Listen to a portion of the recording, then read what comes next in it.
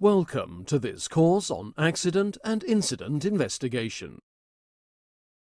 This course aims to provide an overview of industry best practice in relation to accident and incident investigation and is designed to enable you to explain the importance of accident and incident investigation, explain the purpose of and reasons for investigating accidents and incidents, outline the roles and responsibilities involved in the investigation and reporting process, explain how to determine the appropriate level of investigation using an incident severity risk assessment, and describe the key steps involved in the accident and incident investigation process.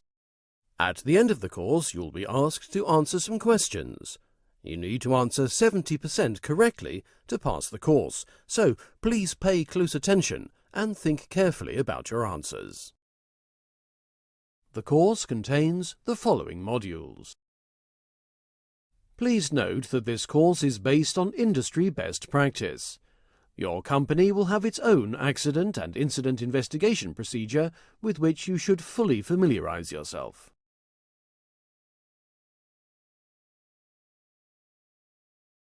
Navigation in this course is easy. This page.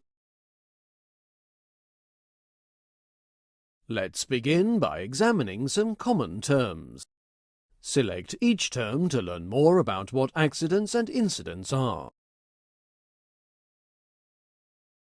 An accident is an event that results in injury or ill health. An incident is either a near miss or undesired circumstances. A near miss is an event that, while not causing harm, has the potential to cause injury or ill health, while undesired circumstances are a set of conditions or circumstances that have the potential to cause injury or ill health. Examples are slips and falls, improper lifting, and the presence of toxic fumes.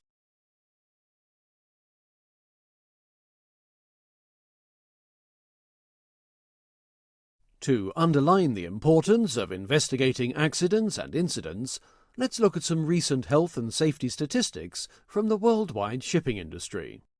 These numbers are from the European Maritime Safety Agency's annual overview of marine casualties and accidents. A total of 3,755 accidents resulted in 4,355 injuries, and crew members constitute the largest category of persons injured at sea.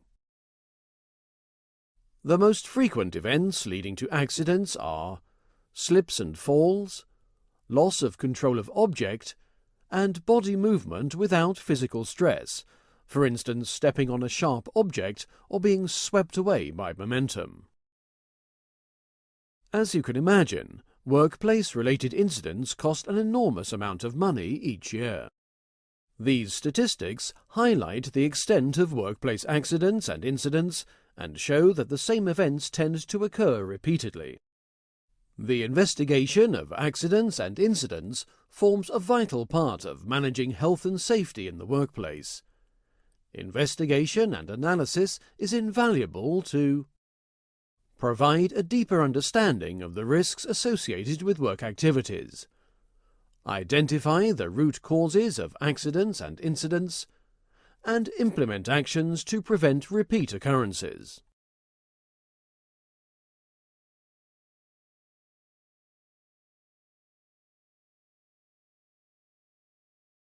Although all work tasks are risk assessed and control measures are put in place to reduce the risks to an acceptable level, accidents and incidents still happen. This indicates that existing control measures may be inadequate and should be reassessed. The objective of an investigation is to establish the root cause of an accident or incident. Only then can the correct preventive measures be implemented to prevent reoccurrence. Thorough investigations also demonstrate that a company has a proactive approach to health and safety. It is a clear signal to employees that their health and safety is important.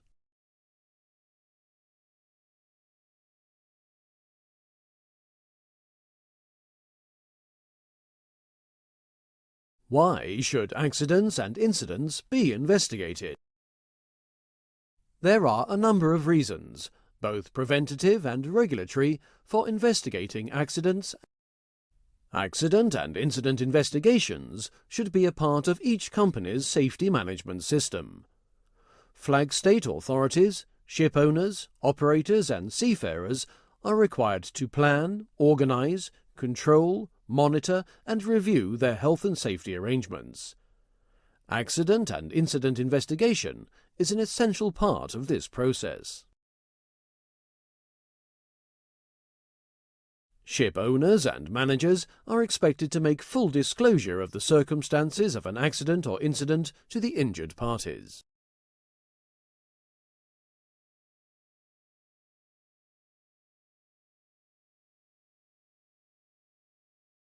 Many insights and benefits are gained from conducting thorough investigations into accidents and incidents. An understanding of how and why things went wrong. An understanding of the ways people can be exposed to substances or conditions that may affect their health. A snapshot of what really happens in the organization and how work is really carried out. Identification of deficiencies in risk control management and the opportunity to improve such management. Identification of valuable lessons learned to help prevent similar accidents or incidents. Improvement in personnel morale and attitude towards health and safety. Personnel are more likely to be cooperative in implementing safety precautions and control measures if they see that proper investigations are carried out.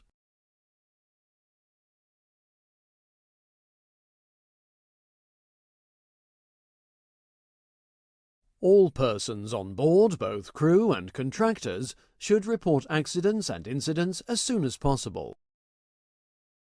Each vessel has a safety manual and all companies have their own safety procedures. Make sure you familiarize yourself and comply with the applicable reporting procedures. Such procedures may involve reporting to one or more of the following.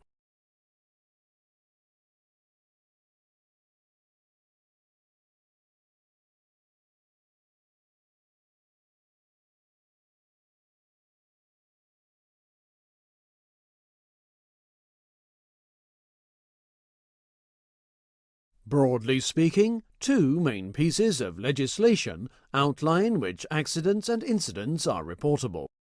They are the IMO's Casualty Investigation Code and the ILO's Marine Labour Convention. These dictate that ship owners and operators must both report and keep records of work-related accidents which cause death, work-related accidents which cause certain serious injuries, diagnosed cases of certain occupational diseases, and certain dangerous occurrences, that is to say, incidents with the potential to cause harm.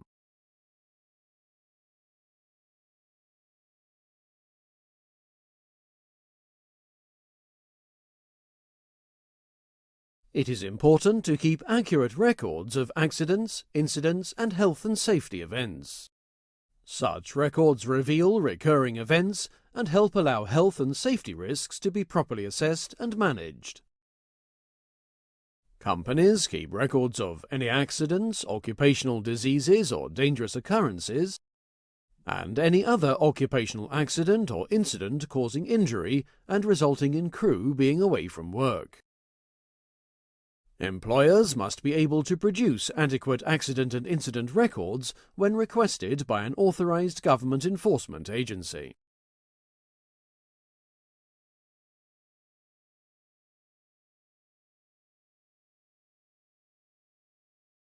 Having the correct persons involved in an investigation is essential for its success. A joint approach ensures the necessary range of practical knowledge and experience can be drawn upon, and reinforces the message that the investigation is for the benefit of everyone. Who do you believe should be involved in investigating incidents and accidents?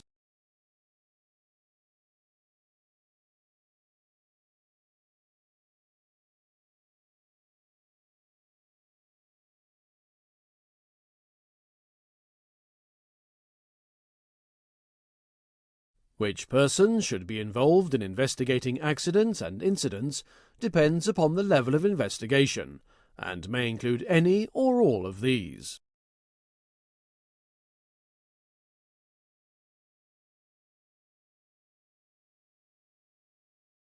It is important that the team investigating an accident or incident has the necessary skills and experience to carry out a thorough investigation. Select each circle to learn more about important qualities for the investigation team. The members of the Accident and Incident Investigation Team should be familiar with health and safety best practice standards as well as the necessary reporting requirements. The team should include people who have the necessary training and skills in interviewing and gathering, evaluating and analysing information.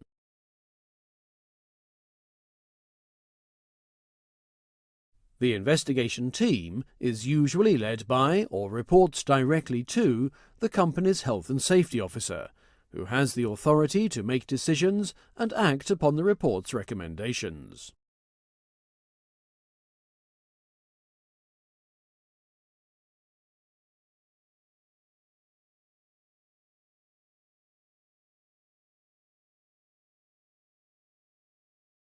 The appropriate level of investigation can be determined by assessing the severity of the incident and assigning a risk category. This is often done by using a risk matrix. Most companies have their own version of the risk matrix, but they all have the same function: to determine the level of risk of a situation. We are using a generic version of the matrix for this example. The severity of an incident or accident is based on two factors: the potential worst consequence of the incident and the likelihood of the incident reoccurring. When using the risk matrix, it is important to consider the worst potential consequence. For example, if someone trips over, it could lead to major injuries if it occurs at the top of a stairwell. If it is deemed possible that this could happen again, the risk is categorized as high. This then requires a high-level investigation. However, if it is deemed unlikely, the risk is categorized as medium and will only merit a medium-level investigation.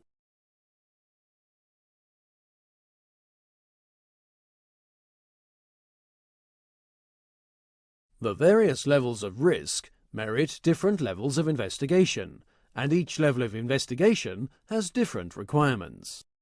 Select each icon or circle to learn about the requirements for each level of investigation. In a minimum level investigation, the relevant supervisor looks into the circumstances of the accident or incident and tries to identify any lessons that may prevent future occurrences. A low-level investigation involves a short investigation by the relevant supervisor into the circumstances and immediate, underlying and root causes of the accident or incident. A medium-level investigation involves a more detailed investigation by the relevant supervisor, the health and safety advisor, and employee representatives, and looks for the immediate, underlying and root causes. A high-level investigation involves a team-based investigation with supervisors, health and safety advisors, and employee representatives.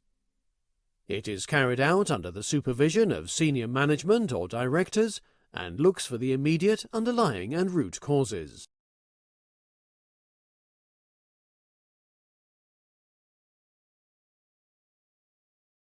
A recent incident involved a member of your work party tripping on an air hose that was extended across the deck when he was returning to the accommodation area.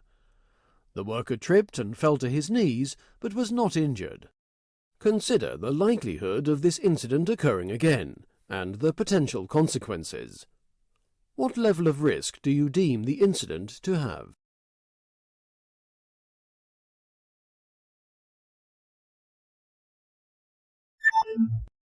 This incident has a medium level of risk. It is quite possible something similar will reoccur, and when it does, the potential consequence can be quite serious. A medium level of investigation is therefore recommended.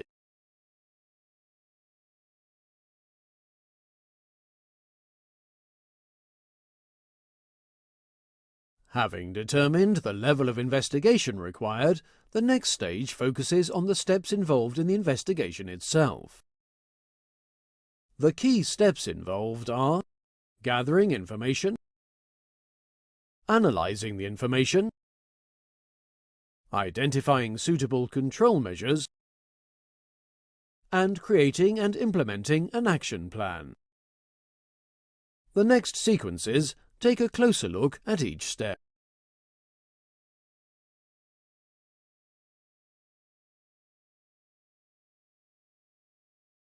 The first step in an investigation is to gather all necessary information. It is important to find out what happened and what conditions and actions influenced the accident or incident. To do so, all witnesses and everyone else who was in the area should be interviewed. All information should be captured as soon as possible, and you should ensure that the scene of the incident is preserved. For example, that equipment is not moved or replaced. Information gathering must be structured from the outset and should focus on direct observations, documentation, and interviewing.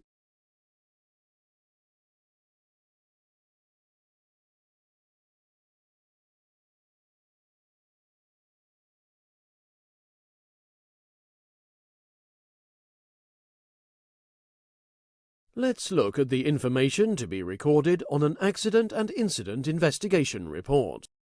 Select each item to learn about what should be included in the report.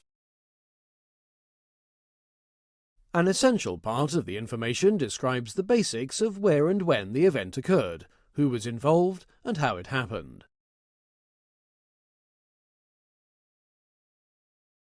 What were the working conditions at the time of the event, and what influence did they have?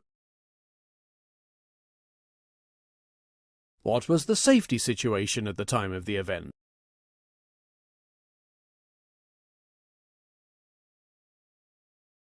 Were there any organizational elements that influenced the event?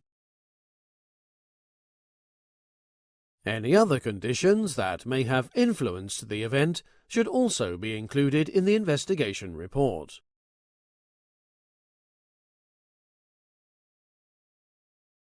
Dealing with the immediate causes of an accident or incident may provide a short-term fix. Any underlying causes which remain unaddressed may still lead to the incident reoccurring. Maybe next time the incident will result in its worst potential consequence. The objective of a root cause analysis is to identify the major root cause, allowing you to eliminate the chance of the incident reoccurring. Root cause analysis uses the simple technique of repeatedly asking the question, why, until the root cause is identified.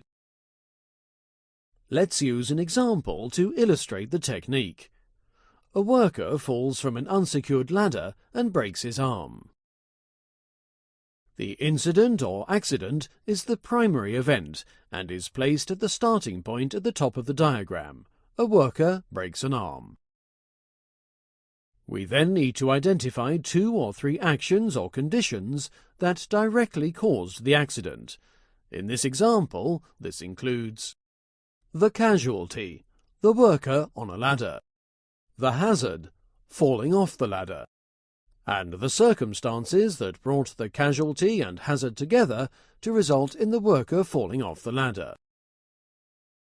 Continually asking why then helps to identify further causes that led to the event taking place. In this case, thoroughly fixing the ladder would resolve the problem. Maybe a procedure needs to be updated.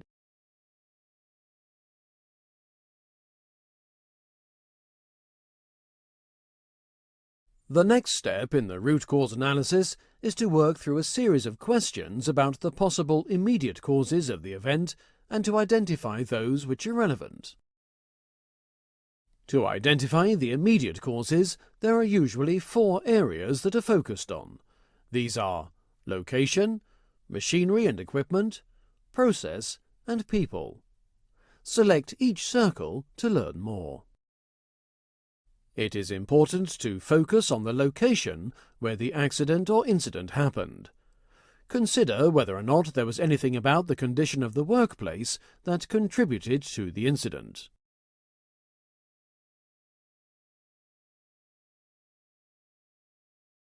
Consider whether or not the plant, machinery, equipment and substances being used or generated contributed to the event.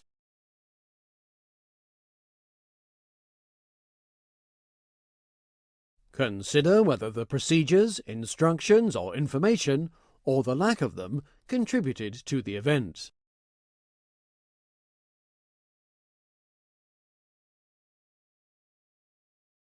Consider whether or not there was anything about the people involved that contributed to the incident.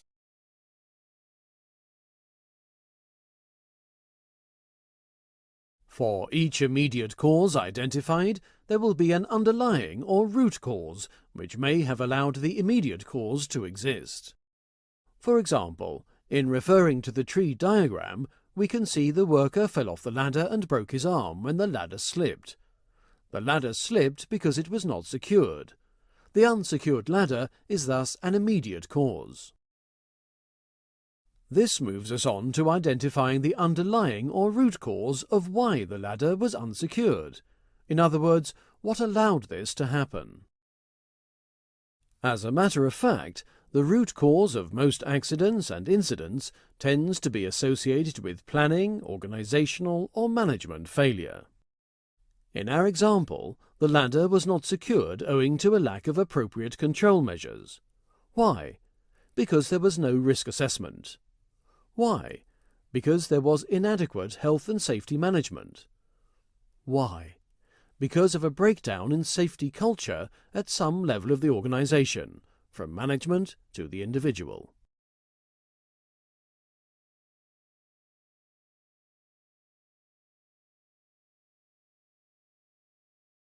The root causes of accidents and incidents fall into many categories. Were available resources, personnel or competence possible causes of the accident or incident? Were there cooperation issues that may have contributed to causing the accident or incident? Were there challenges with communication that may have led to the accident or incident? Could a lack of competence have triggered the accident or incident? Were the workplace and equipment used designed to prevent such accidents or incidents? Were there any discrepancies in the framework allowing for implementation that could have led to the incident or accident? Could a lack of risk assessment, control measures or flawed procedures have caused the accident or incident?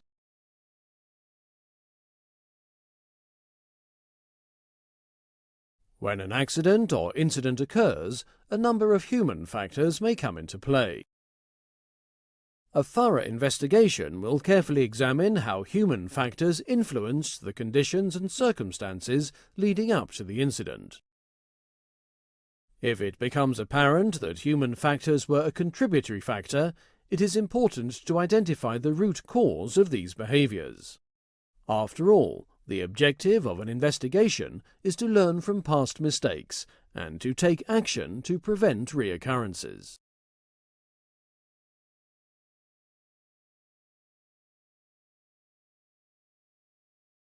When human factors are shown to be the cause of an accident or incident, the failings leading up to it fall into 3 broad categories.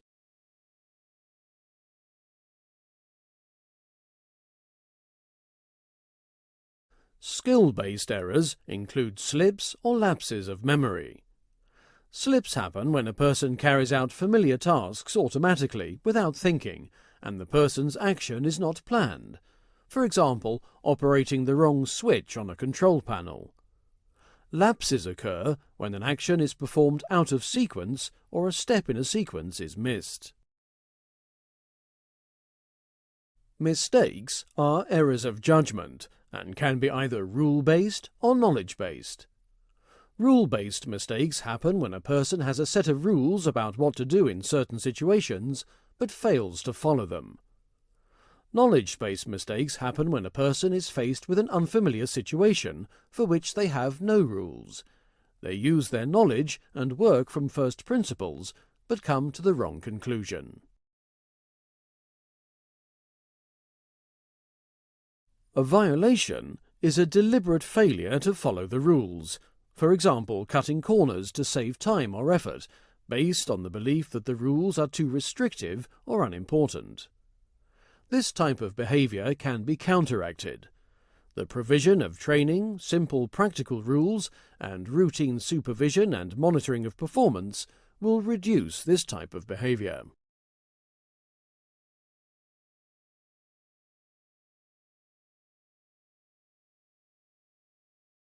The analysis of an accident or incident is likely to identify a number of existing control measures that failed, thus contributing to the chain of events that led to the accident or incident. A new list of alternative control measures should be created to prevent reoccurrence. These can then be recorded on the Accident and Incident Investigation Form. Place the following categories of control measures in the appropriate order of priority.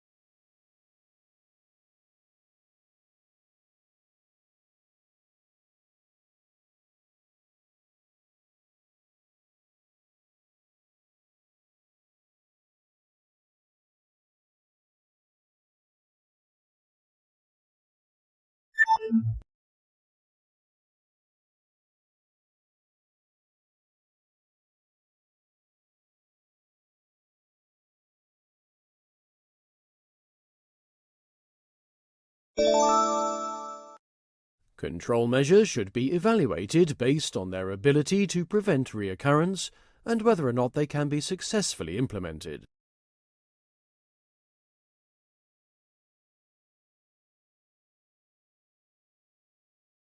The required outcome of an investigation is an action plan. The plan should detail the implementation of control measures to prevent the reoccurrence of similar accidents or incidents.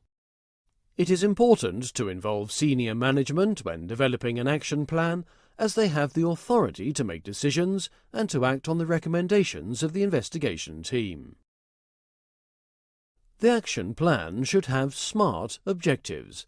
That is, the objectives should be specific, measurable, agreed, realistic, and given a certain time scale. The plan must set out what needs to be done, when, and by whom. The control measures that have been assigned the highest priority should be implemented immediately. A member of senior management should be made responsible for ensuring that the action plan is put into effect, that it is communicated to all personnel, and continually monitored and reviewed through to completion.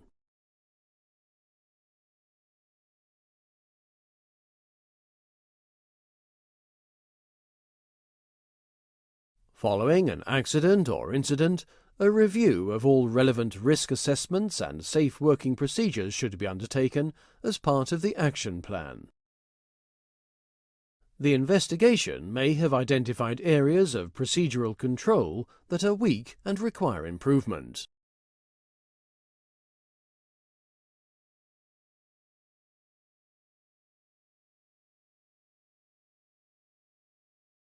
Let's now recap on the main steps involved in an accident and incident investigation.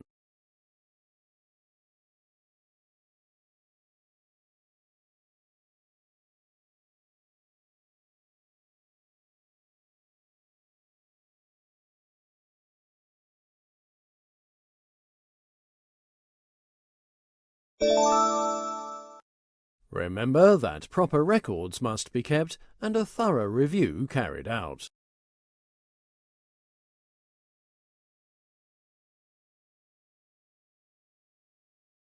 Deck maintenance is in progress.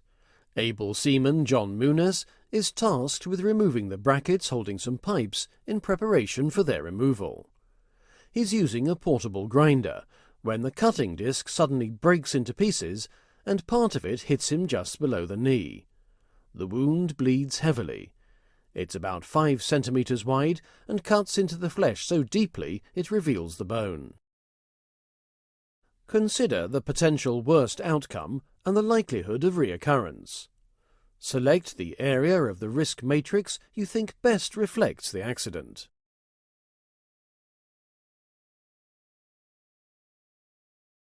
The potential worst possible outcome of the accident would be that the broken disc severs a major artery and that the result would be fatal. The likelihood of this happening again may depend upon the safety culture on board. However, grinders are used often and for a variety of tasks, so we would deem it possible that it may happen again. An accident evaluated to have a high risk merits a high-level investigation.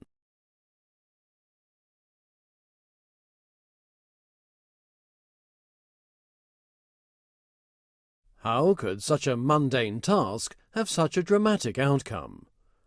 A thorough investigation revealed several serious conditions leading to the accident. Here are some of the key findings in the investigation report. Perform a root cause analysis by placing each finding correctly in the root cause analysis tree. As you can see from this exercise, the fact that there were inadequate safety and training procedures is a key factor in why the accident occurred. But do you believe Muniz would have revised the procedure for a work task he had performed many times before? Are there more questions that need answering about the safety culture on board?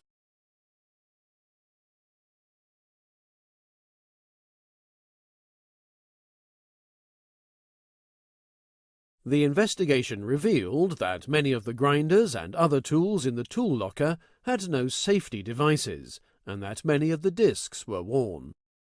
Here are some of the main control measures that were undertaken after the accident and the following investigation. Place them in the correct category of control measures. Meeting the risk element, both in the immediate and long term. Inspecting and removing all faulty equipment will therefore have a direct effect on the risk element. Do you think other control measures should be implemented in the action plan?